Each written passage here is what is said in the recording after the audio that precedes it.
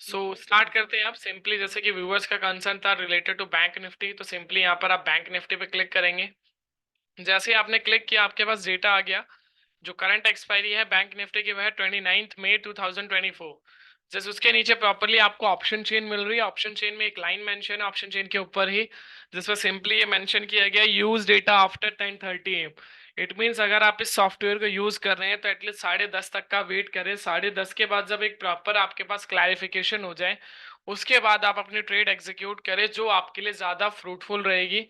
क्यों? क्योंकि जो मॉर्निंग की वॉलेटिलिटी रहती है वो मार्केट में काफी ज्यादा हाई रहती है, तो उस टाइम पे जो रिस्क है वो रिस्क भी काफी ज्यादा हाई हो जाता है।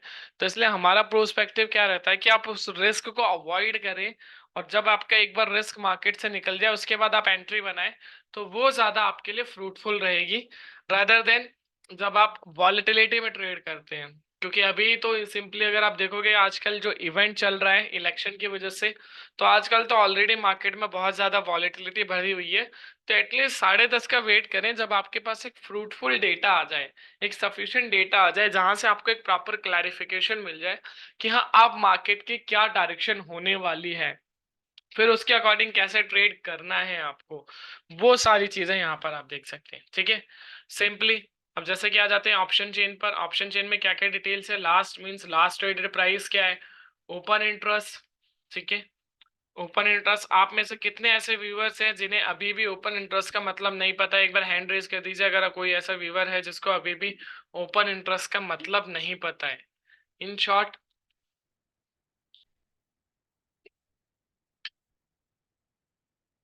शमशुद्दीन।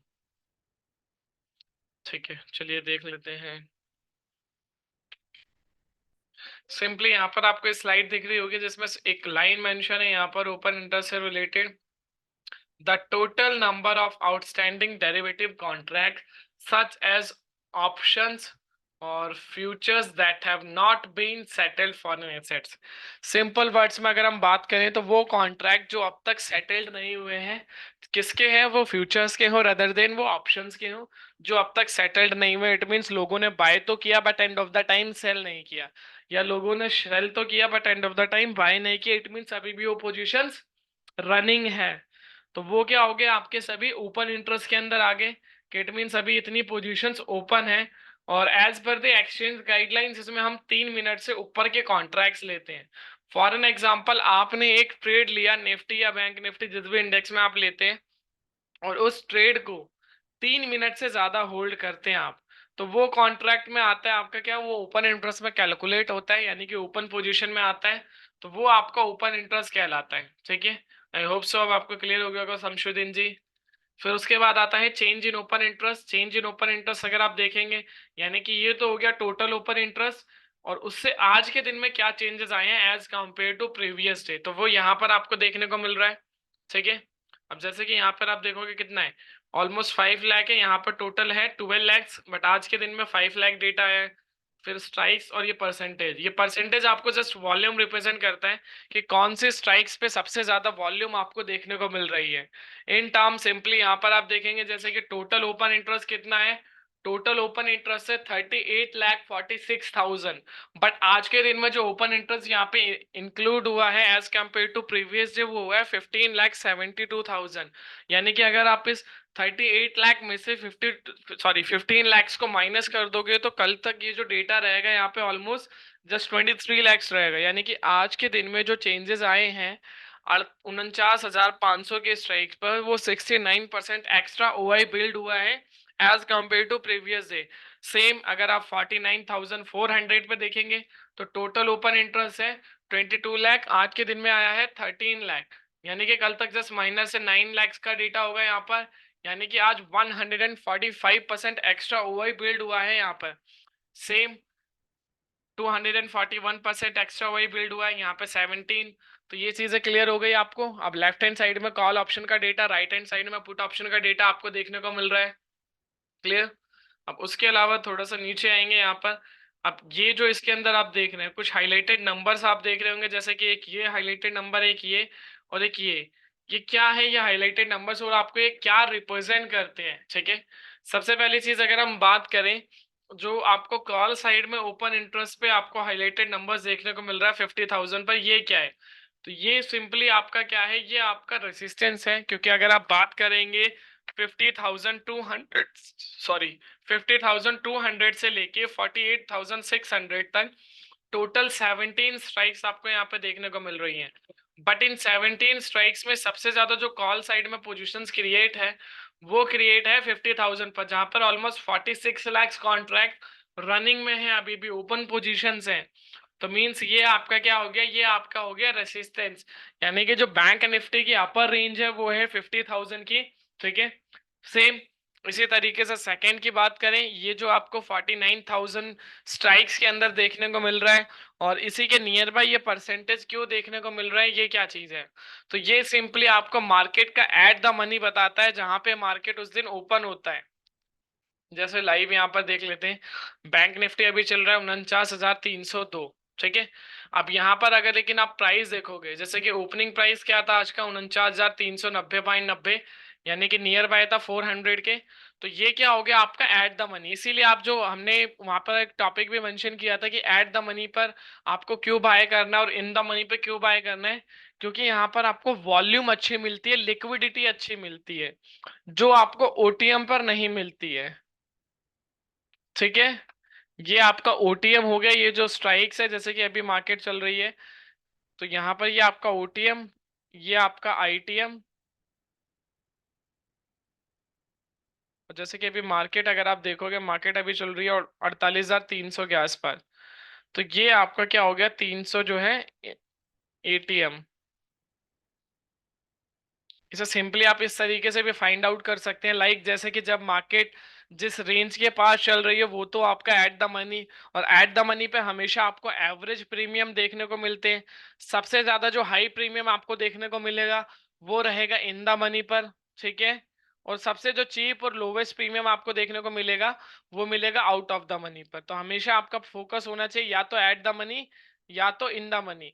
ओटीएम जो है हमेशा अवॉइड करना होता है। ओटीएम अवॉइड क्यों करना होता है, क्योंकि वहां पर जो आपको वैल्यू, अगर आप कोई भी एक ट्रेड एग्जीक्यूट करते हैं, सबसे पहली चीज जैसे कि यहाँ पर आपको वैल्यू नहीं मिलती डेल्टा की, क्योंकि ओटीएम क्या है, सारा का सारा हमेशा टाइम वैल्यू पे डिपेंड होता है। अब जब आप नियर बाय एक्सपायरी के जाते हैं तो आपकी जो वैल्यू है वो ऑटोमेटिक जीरो होती है। उसके पीछे रीजन ही यही है कि आपने यहाँ पर एक ट्रेड एग्जीक्यूट किया, अब मार्केट अगर इसी रेंज में रह गई तो and of the time expiry कब की है इसकी, जैसे कि इसकी एक्सपायरी थी बैंक निफ्टी की 29 मई की, तो उसके पास आप देखेंगे जब इसके ऊपर क्लोज होती है तो ये सारी वैल्यू क्या रहेगी, ऑटोमेटिकली जीरो हो जाएगी। जीरो क्यों हो जाएगी, क्योंकि मार्केट उस रेंज पर नहीं है। तो उस सिनेरियो के अकॉर्डिंगली हमें हमेशा फोकस रखना होता है कि एट द मनी आप बाय करो जितना हो सके। अगर एट द मनी और अपना अच्छा प्रॉफिट चाहते हो तो इन द मनी पर आप फोकस करें। आप जो ओटीएम है, ओटीएम हमेशा अवॉइड करें। क्यों, क्योंकि ओटीएम पर आपको टाइम वैल्यू मिलता है, टाइम वैल्यू पर आपके रिस्क ज्यादा होते हैं rather than eight the money और इन द मनी, क्योंकि इन द मनी पर आपका खुद का जो प्रीमियम होता है, अगर आप बात करें इस प्रीमियम की खुद की एक्चुअल वर्थ होती है, जो इंट्रेंसिक वैल्यू होती है। तो इसलिए यहाँ पर आपके जो चांसेस हैं जो जीरो होने के प्रीमियम के, यानी कि जो थीटा होता है, जो ऑप्शंस ग्रीक्स है, उसके जीरो होने के चांसेस कम रहते हैं रादर देन आप ओटीएम पर जाएं। तो इसलिए हमारा मेन प्रोस्पेक्टिव भी यही रहता है कि आप एटलीस्ट जो एट द मनी है, एट द मनी पर फोकस करें, इन द मनी पर फोकस करें, आउट ऑफ द मनी को आप हमेशा अवॉइड करें। सत्या जी आपने हैंड रेज किया है, अपना कंसर्न मेंशन कर दीजिए। अगर आपको कोई डाउट है तो क्यूएनए बॉक्स ओपन है, वहां पर अपना कंसर्न मेंशन कर दीजिए। ठीक है, so hope so eight the money, in the money, out of the money आपको क्लियर हो गया होगा, क्योंकि एट द मनी पे सबसे ज्यादा average premium, in the money पे सबसे हाई प्रीमियम, और आउट ऑफ द मनी पर सबसे चीप और लोवेस्ट प्रीमियम। ठीक है, अब मेन आता है कॉन्सेप्ट, एक मिनट, कंसर्न क्या है इनका। ठीक है, अब सिंपली आ जाते हैं मेन कॉन्सेप्ट से कि अगर आपको एक ट्रेड एग्जीक्यूट करनी है तो ट्रेड एग्जीक्यूशन के लिए आपके पास क्या क्या पैरामीटर्स होने चाहिए। उससे पहले ये स्लाइड देख लेते हैं कुछ eight the money in the money जिसके बारे में हमने बात करी थी। सिंपली यही चीज यहाँ पर आपको मेंशन है, डिस्क्राइब। ठीक है, at the money is terms of to describe the option strike with the price with identical the underlining the market price at the money. Option sees the lot of trading activity because they are so close to becoming profitable. Simply इसमें यही mention है कि आप eight the money जो है सबसे ज्यादा tradable क्यों होता है, क्योंकि जो इसके बाद आप ट्रेड करते हो इसके आसपास, ये सबसे पहली चीज प्रॉफिट के नियर बाय रहता है इसके, क्योंकि मार्केट वहां पे चल रही होती है, तो यहाँ पर आपके प्रॉफिट के चांसेस ज्यादा रहते हैं रदर देन आपका जो होता है ओटीएम होता है। ठीक है, same and ITM option is strike price that has already been surpassed the current stock price। Simply जो स्टॉक का प्राइस या जो भी इंडेक्स का प्राइस चल रहा है उसको सरपास कर चुका होता है, उसके ऊपर निकल चुका होता है, वो हमारा किस में आता है, इन द मनी पर, जहां पर आपको सबसे ज्यादा हाई प्रीमियम आपको देखने को मिलता है। फिर आता है आउट ऑफ द मनी। ठीक है, आउट ऑफ द मनी क्या है, is known meaning an option has no intrinsic value, यानी कि इसकी खुद की कोई इंट्रेंसिक वैल्यू नहीं होती है, ओनली एक्सट्रेंसिक वैल्यू होती है, या जिसे आप हमने बात करी थी टाइम वैल्यू जिसे हमने नाम दिया था। ठीक है, ये होती है कहां पर आपको देखने को मिलती है, ओटीएम पर। A call option is OTM is underlining the price trading below the strike price, यानी कि जो OTM है वो हमेशा उस प्राइस के बिलो चल रहा होता है। ठीक है, a put option is OTM if the underlying price is above the put strike, यानी आप ऑप्शंस में अगर आप बात करोगे तो सिंपली वही चीज है यहाँ पर आपको ब्रीफ करने को मिल रहा है। अब जैसे कि हमने बात करी थी इंट्रेंसिक वैल्यू क्यों नहीं होती है, इसकी खुद की एक्सट्रेंसिक वैल्यू ही होती है, तो वो यहाँ पर आप देख सकते हो जस्ट अगली स्लाइड पे।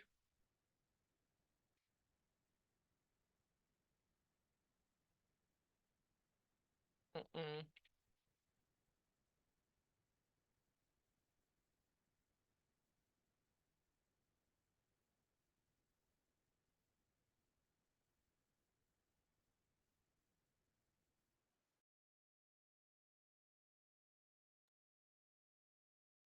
यहाँ पर आप सभी को दिख रहा होगा अभी क्लियरली, जैसे कि यहाँ पर intrinsic value and time value दोनों के बारे में प्रॉपर मेंशन है और कहाँ पर क्या सारी चीजें रहती हैं। जैसे कि आप इंट्रेंसिक वैल्यू देख रहे हैं, intrinsic value is estimated the actual value of company. Means क्या आपको यहाँ से रिप्रेजेंट कर रहा है कि जो एक्चुअल वैल्यू है या एक्चुअल जो वर्थ है उसको रिप्रेजेंट करता है आपका क्या, इंट्रेंसिक वैल्यू। अब from how the market value is it, means जो सेपरेट उसका कंपनी का वैल्यू उसको प्रॉपर डिफाइन करते हैं। Value investor looks for the company with higher intrinsic value than market value. They see this as a good investment opportunity।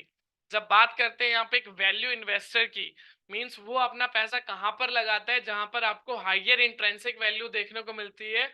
क्यों, क्योंकि वहां पर आपके क्या चांसेस रहते हैं, वहां पर आपके जो प्रॉफिट के चांसेस रहते हैं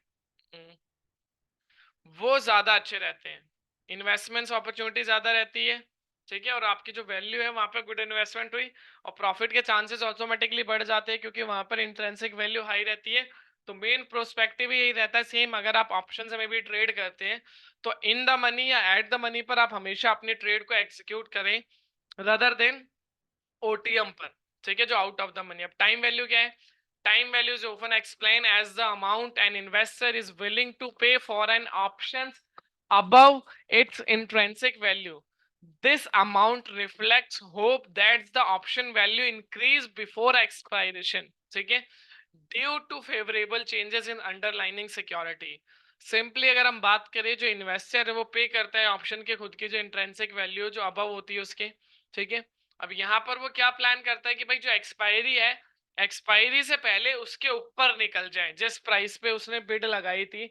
फॉर एन एग्जाम्पल मैं बिड लगा रहा हूँ 50,000 की, अब अगर 50,000 के ऊपर निकलता है बैंक निफ्टी तब तो मेरे लिए फ्रूटफुल है, अदरवाइज क्या है कि मेरी जो वैल्यू है वो वैल्यू क्या हो जाएगी and of the time, zero.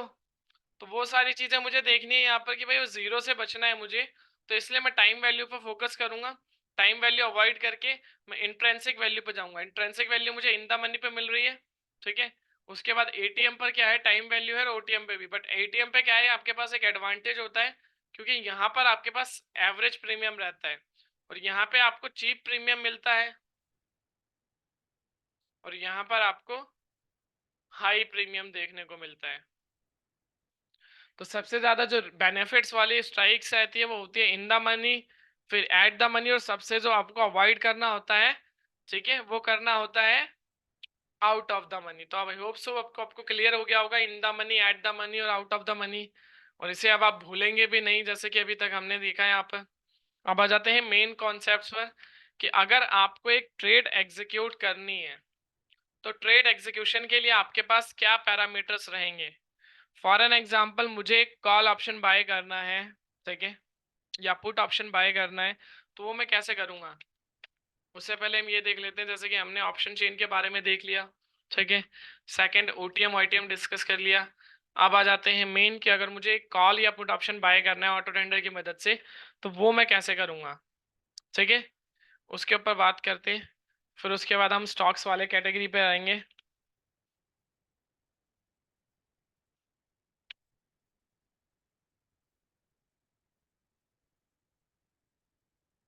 ठीक है, तो ये एक ट्रिपल कंफर्मेशन स्ट्रेटजी है, इसका स्क्रीनशॉट स्नैपशॉट जो भी आप ले सकते हैं एटलीस्ट ले लीजिएगा, क्योंकि अगर आपको एक ट्रेड एग्जीक्यूट करनी है तो वहां पर आपको सबसे ज्यादा जो हेल्प करेगा यही करेगा। ठीक है, इसके थ्रू क्या रहेगा कि आप सिंपली अपनी जो ट्रेड है उसको आइडेंटिफाई कर पाएंगे कि क्या आप एक राइट डायरेक्शन में अपनी ट्रेड को एग्जीक्यूट कर रहे हैं, कहीं वो डायरेक्शन आपकी रॉन्ग तो नहीं है। तो वो आपको कहाँ से पता चलेगा, इस ट्रिपल कंफर्मेशन स्ट्रैटेजी के थ्रू पता चलेगा। अब डिस्कस करें अगर ट्रिपल कंफर्मेशन स्ट्रैटेजी के बारे में तो क्या क्या है। First confirmation strategy will move our straight buying option where change in open interest total is less. Simple words में बात करें, जिस तरफ चेंज इन ओपन इंटरेस्ट का टोटल कम रहेगा उस डायरेक्शन में आपकी पहली कंफर्मेशन रहेगी। क्लियर। Second, PCR. अब पीसीआर क्या होता है, पुट कॉल रेशियो।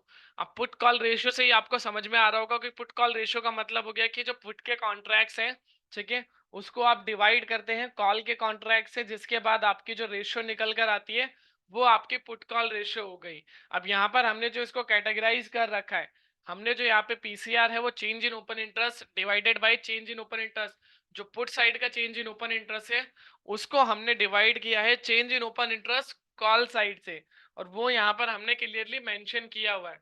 अब इसमें दो स्ट्रेटजी है। अगर पीसीआर आपका 1.25 के अबव है, इट मींस आपके लिए वो एक पॉजिटिव ट्रेंड है, आप बाय करेंगे कॉल ऑप्शन। अगर पीसीआर आपका 0.80 के नीचे है then it means negative trend है, वहां पर आपको बाय करना है पुट। बीइंग ऑप्शन बायर के अकॉर्डिंगली बात चल रही है अभी, तो वहां पर आप क्या करेंगे, पुट बाय करेंगे। क्लियर। तो आपको ये चीज क्लियर होगी, 1.25 के above then buy call option, 0.80 के नीचे देन बाय पुट ऑप्शन। एक चीज और, अगर इस रेंज के बीच में रहता है यानी कि 80 के अबव जाता है, जो 0.80 के अबव जाता है और 1.25 के बिलो रहता है, तो ये जो रेंज है ये एक ब्रेकआउट रेंज होती है। इस टाइम पे ब्रेकआउट हुआ नहीं होता है मार्केट के अंदर, तो ये एक साइडवेज रेंज हम इसको लेकर चलते हैं। क्यों, क्योंकि इस टाइम पे ब्रेकआउट नहीं हुआ होता है, तो इस टाइम पे क्या रहता है, रिस्क बढ़ जाता है। तो सिंपली हम अवॉइड करते हैं कि अगर इस बीच में रहे मार्केट तो आपको चुपचाप शांत बैठना है। क्यों शांत बैठना है, क्योंकि ब्रेकआउट नहीं हुआ है। अब ब्रेकआउट जिस भी डायरेक्शन में रहेगा उसके अकॉर्डिंग फिर आपकी ट्रेड रहेगी। अगर पॉजिटिव साइड में पीसीआर निकलेगा तो कॉल, नेगेटिव साइड निकलेगा तो पुट। ठीक है, बाकी इस रेंज में कुछ नहीं करना है। तो सिंपली ये चीज क्लियर रहेगी आपको। अब last and final confirmation, both signal are in same direction. अब सिग्नल्स की बात करें तो कौन कौन से सिग्नल्स है सॉफ्टवेयर में। सबसे पहला सिग्नल है आपको ऑप्शन सिग्नल। ठीक है, अब ऑप्शन सिग्नल आपको बताता क्या है, तो सिंपली अगर हम बात करें ये जो सिग्नल्स हैं, ये सिग्नल्स आपको बायर्स और सेलर्स की मूवमेंट आपको रिप्रेजेंट करते हैं कि कहां पर अभी बायर एक्टिव है और कहां पर अभी सेलर एक्टिव है। ठीक है, सिंपली जैसे कि आप बात करें यहाँ पर ऑप्शन सिग्नल की, अब ऑप्शन सिग्नल बोल रहा है बाय, तो इट मींस अभी ऑप्शंस में क्या है कि बाइंग हो रही है। सेम अगर ये वीवैप सिग्नल बोल रहा है सेल बाय, तो इट मींस फ्यूचर्स में भी बाइंग हो रही है। अगर दोनों जगह सेल बता रहा है तो इट मींस वहां पे सेलिंग हो रही है। ये आपको ऑप्शन की एक्टिविटी बताएगा ऑप्शन सिग्नल, वीवैप सिग्नल आपको फ्यूचर्स की एक्टिविटी बताएगा। और दोनों एक्टिविटीज को कंबाइंड करके हम एक प्रॉपर फ्रूटफुल डिसीजन पर आते हैं कि हाँ अब मुझे ये ट्रेड एग्जीक्यूट करना है। क्लियर। अब उसके अकॉर्डिंग देखें, जैसे कि अब ये तीनों कंफर्मेशन आपको मिलेंगी कहाँ, इसके लिए किस डेटा पर आना है। सबसे पहली चीज चेंज इन ओपन इंटरेस्ट का ये जो टोटल आप देख रहे हैं, तो टोटल की बात करी थी तो यहाँ पर आपको देखने को मिल रहा है। ठीक है, अब यहाँ पर आपको क्या देख रहा है कि भाई जो चेंज इन ओपन इंटरेस्ट का टोटल है वो यहाँ पर है। सिंपली वही सारी चीजें यहाँ पर आपको इंट्राडे डेटा में मिल जाएंगी। इंट्राडे डेटा में जब आप आते हैं तो सबसे पहले ये जो कॉल देख रहे हैं, इनपुट देख रहे हैं, ये change in open interest call side का है, ये change in open interest put side का है। ठीक है, तो मींस यहाँ से आपको क्लैरिफाई हो जाएगा change in open interest call side put side. तो पहली confirmation as per the data वो क्या रहेगी हमारी, change in open interest call side का हम देखेंगे या पुट साइड का किस तरफ कम है, जो पहली कंफर्मेशन थी हमारी। तो एज पर द डेटा अगर आप कॉल साइड में देखोगे तो कॉल साइड में है 1,24,01,985, यानी कि अभी जो डेटा है वो कॉल साइड में ज्यादा है, पुट साइड में जस्ट 76,43,000। तो पहली कंफर्मेशन आपकी क्या रहेगी, पुट साइड जाना है आपको। Second confirmation PCR, PCR means put call ratio.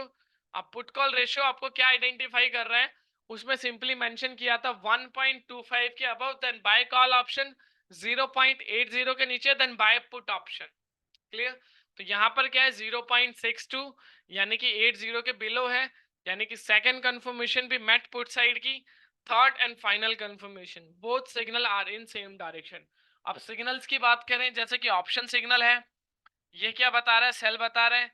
Same अगर मैं वीवेप सिग्नल देखूं तो वीवेप सिग्नल मुझे बाय बता रहा है, यानी कि यहाँ पे मेरी जो तीसरी कंफर्मेशन है वो मेट नहीं होती है। क्यों मेट नहीं हो रही है, क्योंकि ऑप्शन में तो बाइंग हो रही है बट फ्यूचर्स में सेलिंग, सॉरी ऑप्शंस में सेलिंग हो रही है बट फ्यूचर्स में बाइंग स्टार्ट हो गई है। तो आप कभी भी अगर आप मार्केट के रिवर्सल को ग्रैब करते हो तो मार्केट में रिवर्सल जब आता है वो जस्ट आपको कहाँ से पता चलता है, वो आपको फ्यूचर की एक्टिविटी से पता चलता है। तो क्या यहाँ पर आपकी जो ट्रिपल कंफर्मेशन स्ट्रेटेजी है वो मेट हो रही है, बिल्कुल नहीं हो रही है। क्यों, क्योंकि ये तो आपको बोल रहा है पुट बाय करो, ये भी आपको बोल रहा है पुट बाय करो, बट ये जो सिग्नल्स हैं ये आपको अभी कह रहे हैं कि आप अवॉइड करें क्योंकि फ्यूचर्स में बाइंग स्टार्ट हो गई। ये कैसे आप पता कर सकते हैं कि अगर आप एक राइट ब्रेकआउट है मार्केट का, यानी कि एक पॉजिटिव ट्रेंड की तरफ कैसे निकला, मार्केट रिवर्सल कैसे हुआ, तो वो कैसे आप फाइंड कर सकते हैं। तो उसके लिए सिंपली आप यहाँ पर देख सकते हो, ये जो क्रॉसओवर बनता है, ये जो यहाँ पर आप प्राइस और वी वैप देख रहे हैं, ठीक है, ये आपको क्रॉसओवर स्ट्रेटेजी बताते हैं। अगर प्राइस वी वैप को नीचे की तरफ क्रॉस कर रहा है इट मींस नेगेटिव ट्रेंड है वो मार्केट के लिए। अगर प्राइस वी वैप को ऊपर की तरफ क्रॉस कर रहा है तो इट मींस वो पॉजिटिव ट्रेंड है मार्केट के लिए। जैसे कि यहाँ पर आप देखें अभी क्या था, यहाँ पर प्राइस ऊपर है, सॉरी प्राइस नीचे है, वी वैप ऊपर है। क्लियर। तो मींस यहाँ पर क्या डायरेक्शन रही मार्केट की, नेगेटिव, क्योंकि प्रॉपर देखोगे sell sell sell sell sell के सिग्नल है। बट यहाँ पर क्या हुआ, अगेन मार्केट, अब प्राइस जो था वो वी वैप के ऊपर निकला, अगेन क्या हुआ, बाय के सिग्नल्स आने स्टार्ट हो गए। मींस अभी क्या है मार्केट, अब यहाँ से एक रिवर्सल प्लान कर रही है मार्केट, एक ब्रेकआउट जो है वो पॉजिटिव तरफ में निकल गया है रदर देन नेगेटिव साइड से, क्योंकि यहाँ पे कंटिन्यूसली बाय बाय प्राइस भी देखोगे कंटिन्यूसली फ्लक्चुएट कर रहा है। जैसे कि 165 से 296 हुआ, यहाँ तो आप ग्रैब नहीं कर सकते क्योंकि फर्स्ट, लेकिन सेकंड बाय, थर्ड बाय, जब फोर्थ आपको कंफर्म हो जाए कि बाय, उसके बाद अगर आप कंटिन्यूसली क्या देखेंगे, जैसे कि यहाँ से कंटिन्यूसली बाय का सिग्नल आ रहा है, क्योंकि मैंने बताया कि फ्यूचर्स में सबसे पहले एक्टिविटी रिप्रेजेंट होती है रदर देन ऑप्शंस में। तो यहाँ से आपको पता चल गया बाय। सेकंड आप पीसीआर देखे, पीसीआर क्या कह रहा है, पीसीआर कंटिन्यूसली बढ़ रहा है या घट रहा है। सेम पीसीआर भी आप देखोगे यहाँ से 60 के बाद 59, फिर उसके बाद यहाँ से कंटिन्यूसली बढ़ना स्टार्ट हो गई, जो फर्स्ट थर्ड फोर्थ था, फोर्थ के बाद से बढ़ना स्टार्ट हो गया पीसीआर, अभी यहाँ पे कंसोलिडेट हो गया। अगर यहाँ पर सिग्नल सेल का आता है देन मैं ट्रेड एग्जीक्यूट करूंगा पुट साइड में डेफिनेटली। बट अगर यहाँ पे signal same as it is ऐसे बाय का रहता है तो अभी मैं कोई ट्रेड एग्जीक्यूट नहीं करूंगा। क्यों, क्योंकि मेरे दो सिग्नल्स तो डन है बट मेरा तीसरा सिग्नल मुझे अभी अवॉइड करने को बोल रहा है। क्यों, क्योंकि यहाँ पर आप देखो क्या दिखा रहा है आपको, यहाँ पर बाय और यहाँ पर सेल, तो ये दोनों अलग अलग एक्टिविटी हो गई। और जैसा कि मैंने बताया था कि फ्यूचर्स में सबसे पहले एक्टिविटी रन होती है रदर देन स्पॉट में, तो हमें ये चीजें भी देखनी वाली होती है कि भाई क्या मैं एक राइट एंट्री की तरफ ही रह रहा हूँ ना, कहीं ऐसा तो नहीं है कि मैं अपनी एंट्री बेकार कर रहा हूँ और वहां पर अपनी कैपिटल को रिस्क में डाल दूं। तो सबसे इंपॉर्टेंट ये रहता है कि आप अपनी जो कैपिटल है आप अपनी कैपिटल को सेव करें, क्योंकि जिस दिन आपने अपनी कैपिटल सेव कर ली रिटर्न्स आपको मार्केट में आज नहीं तो कल मिल जाएंगे।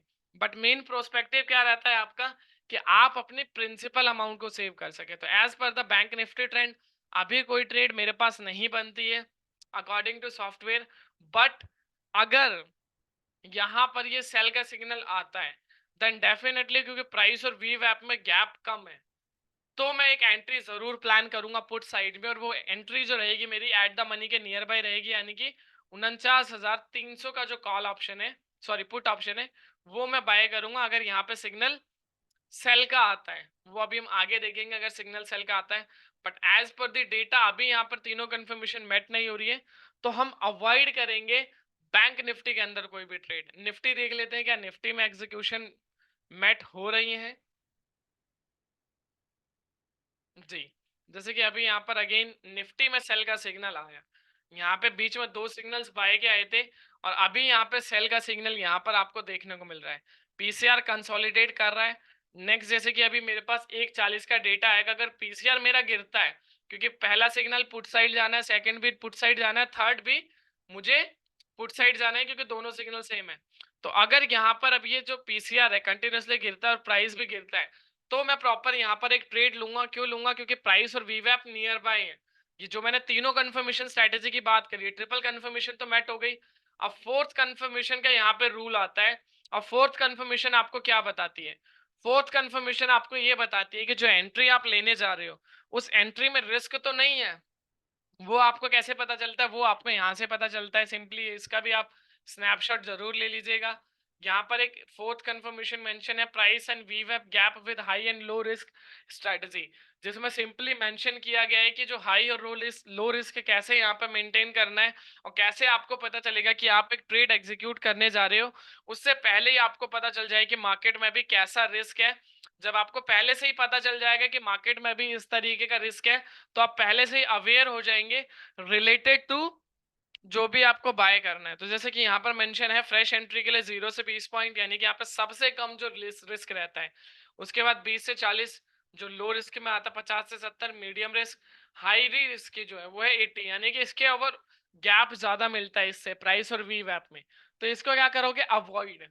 यहाँ पर आपको कोई भी कॉल ऑप्शन या पुट ऑप्शन जो भी आपको अगर कंफर्मेशन श्योर हुआ तब भी बाय नहीं करना है। क्यों? क्योंकि यहाँ पर जो रिस्क है, रिस्क काफी ज्यादा हाई रहेगा।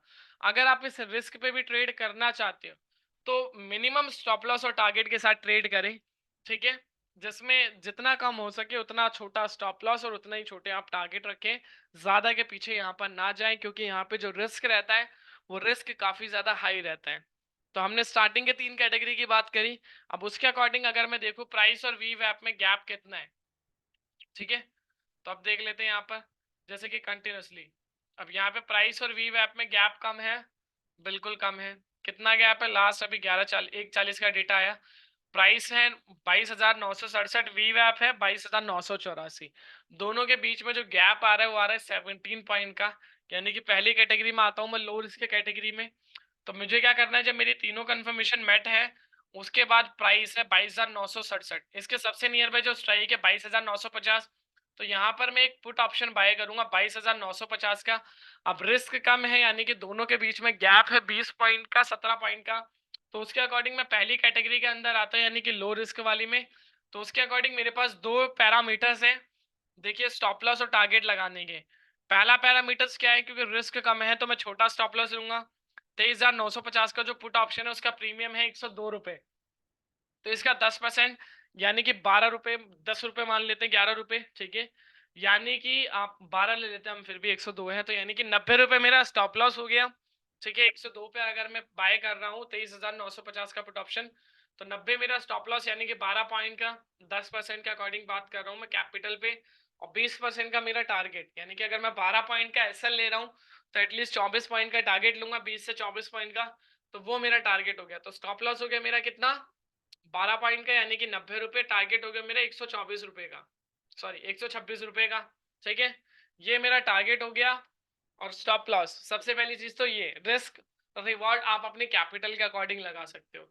सेकंड, अगर आपको इस डेटा के अकॉर्डिंग लगाना है, जो यहाँ पर आप डेटा फ्लैश करते हुए देख पा रहे हैं, इस डेटा के अकॉर्डिंग अगर आपको स्टॉप लॉस और टारगेट लगाना है, ठीक है? तो सिंपली उस टाइम पे क्या करेंगे?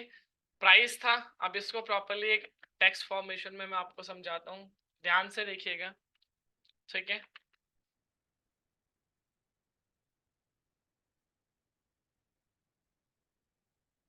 प्राइस था 22,967। देन मैंने क्या किया? जो नियर बाय था, यानी कि 22,950 सिग्नल सेल का था, तो मैंने पीई बाय किया 102 पर, ठीक है? प्राइस इज इक्वल टू वीवैप गैप 17 पॉइंट्स। अब मेरे पास दो ऑप्शन है, सीधा मैं इस गैप को ऐसे ले लूं, या जो मेरा कैटेगरी है, मैं किस कैटेगरी में आता हूँ, मैं लो रिस्क कैटेगरी में आ रहा था जिसमें 0 से 20 का गैप था। तो मैंने क्या किया, मैंने 20 पॉइंट को जो लास्ट है यानी कि 20 पॉइंट, इस 20 पॉइंट को क्या लिया अपना SL, यानी कि प्राइस था 22,967 माइनस 20 इज इक्वल टू 22,447। मेरा क्या हो गया SL, सॉरी मैं पुट ऑप्शन बाय कर रहा हूं तो मैं ऐड करूंगा 20, यानी कि 22,487 हो गया मेरा SL। सेम टारगेट, जो पहला टारगेट रहेगा 20 पॉइंट नीचे रहेगा, 22,967 minus 20 is equal to 22,447। Second target जो रहेगा मेरा उसी तरीके से 22,427, ये मेरा सेकंड टारगेट हो गया। होप सो सभी को क्लियर आ गया होगा। मैं एक बार अगेन रिपीट कर रहा हूँ, उस टाइम पे जो प्राइस था जो हमने देखा था लास्ट, उसके अकॉर्डिंग मार्केट था 22,967। तो मैंने क्या किया, 22,950 का पुट ऑप्शन बाय किया क्योंकि सबसे नियर बाय यही था। उसके बाद मैंने क्या किया, जब मैंने देखा बाय कर लिया। अब गैप था 17 पॉइंट का, तो मैं इस गैप को ही ऐसा ले सकता हूँ, या मैं इस कैटेगरी में आया 0 से 20 वाली में। तो मैंने देखा यहाँ पर प्रॉपर जो गैप है 20 पॉइंट का, तो मैंने इस गैप को ऐसे ले लिया। मैं एक पुट ऑप्शन बाय कर रहा था, इसलिए मैंने जो प्राइस था उसमें ऐड किया 20 पॉइंट, यानी कि जो मेरा SL हुआ वो 20 पॉइंट ऊपर 22,487। उसी के अकॉर्डिंग मैंने टारगेट रखे 22,447 और 22,427। ये है सेकेंड कैटेगरी। फर्स्ट कैटेगरी हमने बात करी थी कि आप सिंपली अपने जो रिस्क ऑन कैपिटल है, कैपिटल के अकॉर्डिंग लगा सकते हो, जिसपे हमने जो 102 रुपए पे बाय किया था उस पे 10% का SL और 20% का टारगेट आप ले सकते, ठीक है। इस पैरामीटर्स पर आप एक इंडेक्स एनालिसिस कर सकते हैं। आप इससे रिलेटेड अगर किसी का कोई डाउट है कि कैसे हमने इंडेक्स एनालिसिस किया, कैसे स्टॉप लॉस टारगेट लगाया, तो आप पूछ सकते हैं। अदरवाइज फिर हम मूव करेंगे हमारे फाइनल टॉपिक पर, जो रहेगा स्टॉक एंड स्टॉक ऑप्शन। तो स्टॉक्स चूज करने के आपके पास चार पैरामीटर्स होते हैं अगर आपको कोई स्टॉक चूज करना है इंट्राडे प्रोस्पेक्टिव से। देखिए यहाँ पर हमने प्रॉपर कॉलम दिए हुए, पोजिशनल बेसिस के लिए हमने एक प्रॉपर एक कॉलम दिया हुआ है, वहां से आप पोजिशनल बेसिस के लिए स्टॉक चूज कर सकते हैं। अपार्ट फ्रॉम द उसके अलावा चार पैरामीटर्स आपके पास हैं कि अगर आप इंट्राडे में कोई स्टॉक फाइंड करना चाहते हो तो वो चार पैरामीटर्स क्या क्या है, ठीक है। तो जिसमें सबसे पहला पैरामीटर्स आप डैशबोर्ड पर ही देख रहे हैं, 5 मिनट 15 मिनट के अकॉर्डिंग कौन सा स्टॉक्स है, 80% ऑल अबव के अकॉर्डिंग कौन सा स्टॉक्स है, और रिलेटिव स्ट्रेंथ। मीन जो ग्रीन में आपको हाईलाइटेड दिख रहे हैं यहाँ पर आपको बाइंग सेंटीमेंट के साथ जाने, जहां पे आपको रेड स्टॉक्स में हाईलाइट होकर दिख रही है स्क्रिप्ट, इट मीन्स वो सेल साइड में यानी कि डाउन साइड। सबसे पहला ऑप्शन आप यहां से चूज कर सकते हो। सेकेंड ऑप्शन आपके पास निकल कर आता है सेक्टर स्ट्रेंथ रैंकिंग से। सेक्टर वाइज आप चूज कर सकते हो कि भाई जैसे कि फार्मा सेक्टर हो गया, यहाँ पे आज तो देखिए कोई भी पर्टिकुलर सेक्टर लीड नहीं कर रहा है, बट जैसे कि फॉर एन एग्जांपल अभी 15 और 30 मिनट के अकॉर्डिंग फार्मा दिख रहा है, तो मैंने फार्मा पे अगर मुझे क्लिक करना है, मैं सिंपली यहाँ से आऊंगा, सेक्टर्स पे जाऊंगा। अब सेक्टर पे जाके यहाँ पे फार्मा है, फार्मा पे मैंने क्लिक किया। अब फार्मा पे क्लिक करने के बाद मेरे पास और ज्यादा डिटेल में ओपन होकर आती है। सबसे पहला है स्टॉप लॉस टारगेट कि क्या लगाना है मुझे, ठीक है। उसके बाद आता है पावर पॉइंट, और उसके जस्ट थोड़ा सा नीचे आओगे तो एक आता है आपके पास स्टॉक स्ट्रेंथ रैंकिंग। बाहर हमने देखा था सेक्टर स्ट्रेंथ रैंकिंग। अब उस पर्टिकुलर जब आप सेक्टर में आओगे तो सेक्टर के अंदर आपको दिखेगा स्टॉक स्ट्रेंथ रैंकिंग। अब जैसे कि 15 30 और 60 मिनट के अकॉर्डिंग ग्लैंडमार्क है, ये अच्छा परफॉर्म करता दिख रहा है। तो सिंपली क्या है कि आपको एक आइडिया मिल गया कि कौन सा स्टॉक से। अब यहाँ पर आप देख रहे हो जैसे कि बाय बाय बाय 73%। अब ये सारी चीजें क्या है इसके ऊपर बात कर लेते हैं। तो सबसे पहली चीज जैसे कि फार्मा में है, ठीक है, CMP एरा। टेक्निकल इंडिकेटर्स, अब टेक्निकल इंडिकेटर्स किस पैरामीटर्स पे बोलता है, टेक्निकल इंडिकेटर्स आपको 9 पैरामीटर्स पे बोलता है। जो 9 इंडिकेटर्स है यहाँ पर टोटल 9 इंडिकेटर्स मेंशन है, ठीक है। जिसमें अगर हम बात करें पहला इंडिकेटर्स, दूसरा, तीसरा, चौथा, पांचवा, छठा, सातवां, आठवां, नौवां। अब 9 इंडिकेटर्स, 5 टाइम फ्रेम, 5 15 30 60 और डेली। अब इसके अकॉर्डिंग कौन सा ऐसा स्टॉक है जो पॉजिटिव है और कौन सा ऐसा स्टॉक है जो नेगेटिव है, वो आपको पता चल जाएगा अप एंड डाउन के अकॉर्डिंग। तो इस पैरामीटर्स के अकॉर्डिंग फर्स्ट सेंटीमेंट हो गया आपका टेक्निकल बाय। सेकंड आता है हाईएस्ट डिलीवरी। अब ये क्या टॉपिक है ये, क्या चीज है कि आपको कैसे पता है कि हाईएस्ट डिलीवरी यहाँ पे बाय है, ये कैसे पता करते हैं हम। तो इसके लिए हमने इसमें हिस्टोरिकल डेटा दिया हुआ है, जो पिछले 30 दिन का आपको डेटा निकाल कर देता है, और जो पिछले 30 दिनों में जहाँ पे सबसे ज्यादा जो वॉल्यूम निकल कर आती है डिलीवरी में, उसको हम कैप्चर करके यहाँ पर मेंशन करते हैं कि इस प्राइस पर सबसे ज्यादा लोगों ने बाय किया था डिलीवरी के अंदर। थर्ड वन आता है sentiment. Average sentiment, buy sentiment है 73 और सेल सेंटिमेंट है 27। तो फर्स्ट बाय, सेकंड बाय और थर्ड बाय, जब तीनों बाय हो गए तो एक पैरामीटर्स मिल गया अब आपको कि अब आप ये स्टॉक बाय करना चाहते हैं। बाय करना है तो क्या आपके स्टॉप लॉस रहेगा, क्या टारगेट रहेगा और किस प्राइस पे बाय करना है। तो उसके लिए यहाँ पर आप ये जो पीपी देख रहे हो, पाइवट पॉइंट बोलते हैं इसको, ठीक है। हमेशा इस प्राइस के ऊपर बाय करना है और इसके नीचे बाय करना है हमेशा, अगर आपको स्टॉक बाय करना है तो। अब आज के दिन का अगर आप ग्लैंडमार्क का डेटा देखें,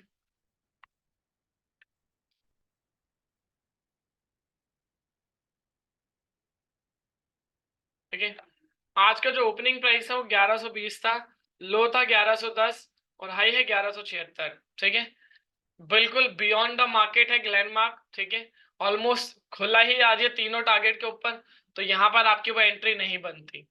क्यों नहीं बनती? क्योंकि ये जो बाय करना है इस और इस रेंज के अंदर करना है, और ग्लेनमार्क आज खुला ही 1120 और लो भी लगाया जो 1110, जो कि हमारे तीनों रेसिस्टेंस से ऊपर है। दूसरा कोई स्टॉक देख लेते हैं, Nifty 50, third option. Nifty 50 ranking में आएंगे आप। निफ्टी 50 रैंकिंग में आपके पास क्या है कि सेक्टर वाइज आ गया, जो निफ्टी के 50 स्टॉक्स हैं, जो टॉप 5 है वो यहाँ पर आपको देखने को मिल रहा है, जो वीक 5 है वो यहाँ पर आपको देखने को मिल रहे हैं, ठीक है। जैसे कि ग्रासिम, डॉक्टर रेड्डी, डीवीज लैब, अदानी। ऐसे ही वीक में अगर आप देखोगे टाटा मोटर्स, ठीक है।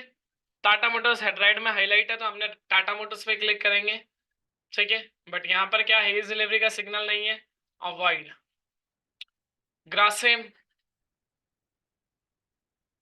बाय, बाय और बाय, तीनों चीजें बाय थी। पाइवट पॉइंट ये रहा, इसके ऊपर बाय करना है, बिल्कुल अभी उसी रेंज पे चल रहा है, तो सिंपली यहाँ पर आप इसको बाय कर सकते हो।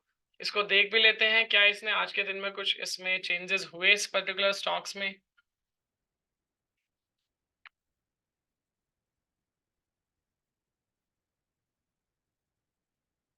ठीक है, ओपन हुआ था 2398, हाई लगाया 2369, लो था 2392 का।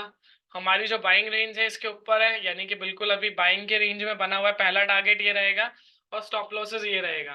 तो उसके अकॉर्डिंग आप ग्रासिम में भी देख सकते हो, ठीक है। या और कोई स्टॉक आपको देखना है जैसे डॉक्टर रेड्डी, ठीक है, बाय बाय बट यहाँ पर सेल, तो ये प्रॉपरली कंफर्मेशन पे मैट नहीं होता है। एफएनओ रैंकिंग में भी आप आगे देख सकते हो, क्योंकि ये हो गया सन टीवी, हो गया ग्लैंडमार्क, हो गया सन टीवी, तो हमने ग्लैंडमार्क देख लिया था, सन टीवी देख सकते हो। टेक्निकल इंडिकेटर्स और ये भी सिग्नल नहीं दे रहा, तो इट मीन्स अवॉइड। जहां पर आपको सिग्नल ना मिले वो चीज आपको अवॉइड करनी है, ठीक है। अगर प्रॉपर सिग्नल होता, बैकसाइड इंडस्ट्रीज जैसे यहाँ पे देखें एक बार, बाय बाय और बाय, किसके ऊपर बाय करना था? 465 के ऊपर बाय करना था।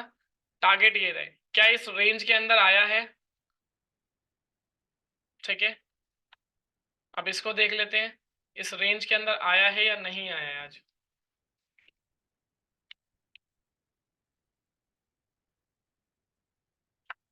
489 के ऊपर ओपन हुआ, 492 का लो लगाया, बिल्कुल तीनों के ऊपर है, इट मीन्स इसमें भी कोई एंट्री नहीं बनती है। विवेक जी का कंसर्न था बायकॉन का, एक बार दिखाएं, चलो बायकॉन के ऊपर ले लेते हैं एक बार।